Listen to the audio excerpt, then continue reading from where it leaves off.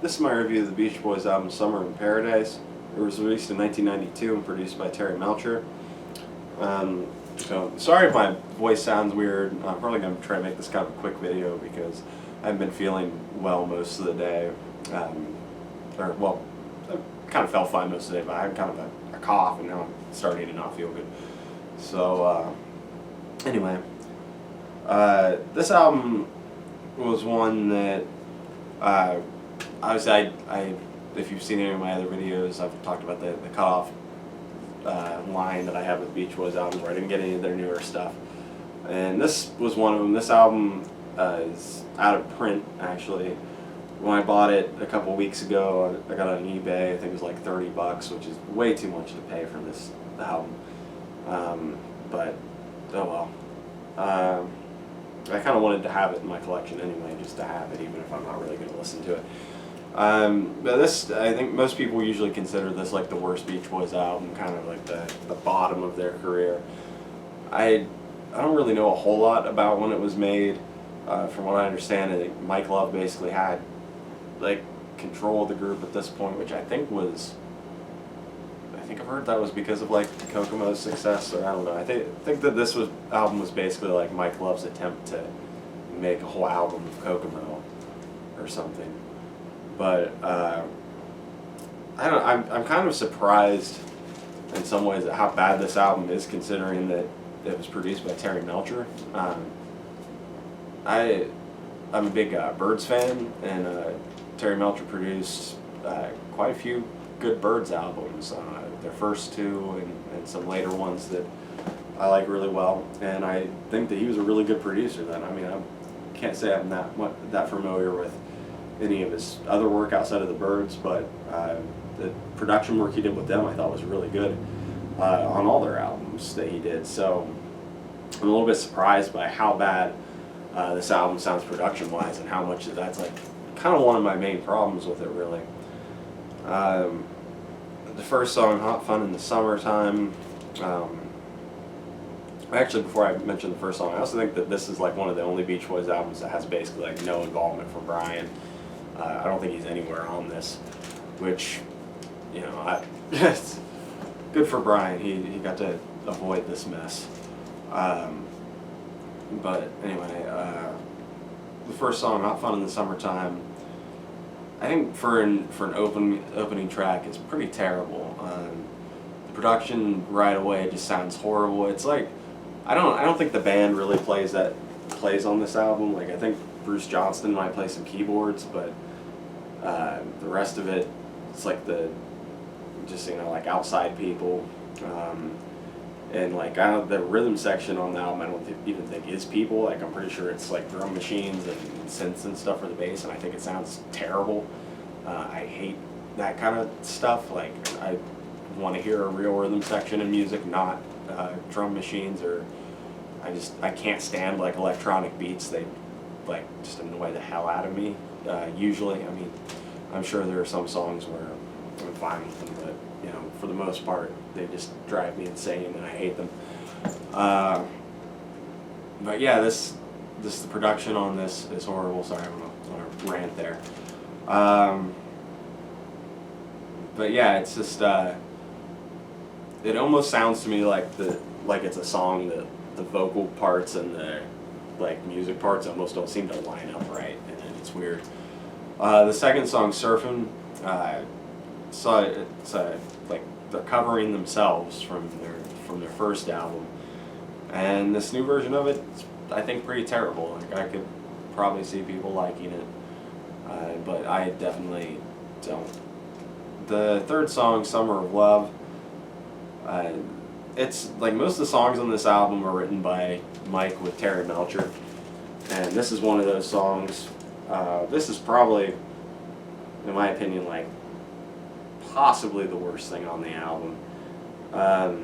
Maybe it's like one of the worst things I've ever heard in some ways. I just hate it's got this like the part where Mike's like it's a love thing or something, and it's just like supposed to, I think, be like one of the main hooks of the song, and it just sounds so stupid. Like, I despise it. It's so dumb.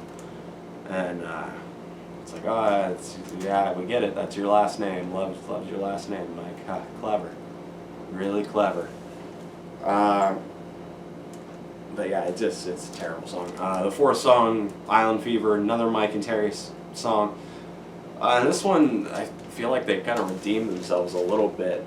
It's actually not a bad song. Like I like the vocal melody and stuff. I think it's kind of a catchy song.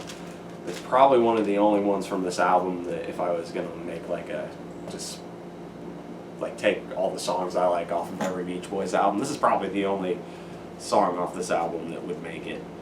And even then, like I don't know, the production still sounds horrible to me. I think it's just obnoxious. Like the drums are just so obnoxious. But yeah, it's this is kind of a highlight of the album. The fifth song, Still Surfing, and this one I thought like lyrically was just kind of like dumb, and it just kind of seemed to go on forever. It just wasn't, I don't know, it wasn't really a good song, but it wasn't as bad as Summer of Love. The sixth song, Slow Summer Dancing, is Bruce's song.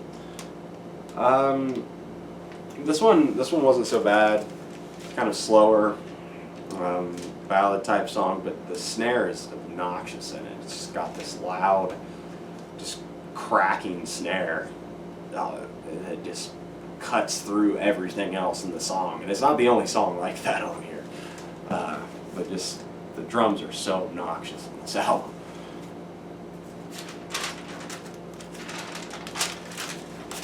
The seventh song, Strange Things Happen.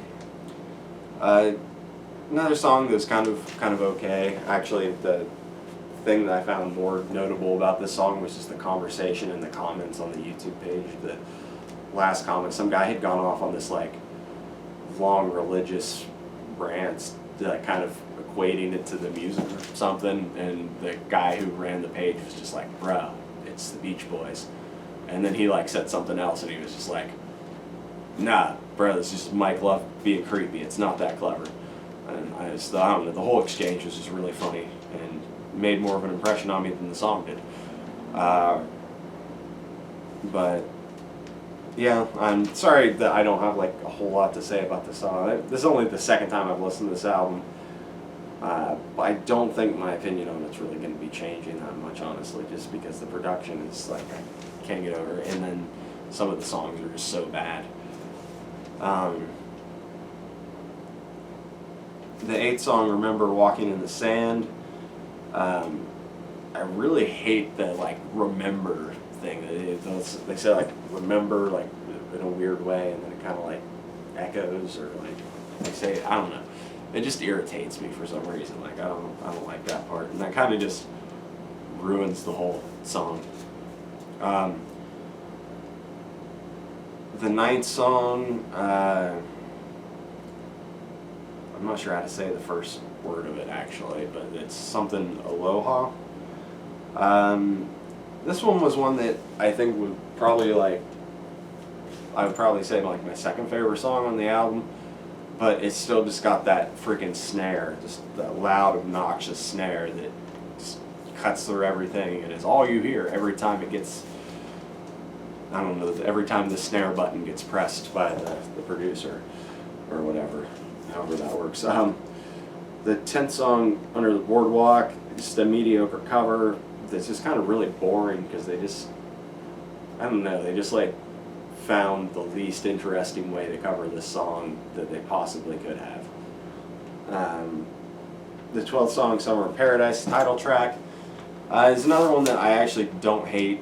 I think it's kind of catchy. I think that it's kind of dumb in the beginning when they like reference, Mike like tries to reference all their old hits and shit, and that's a little stupid, but it's kind of a catchy song. It's not that horrible.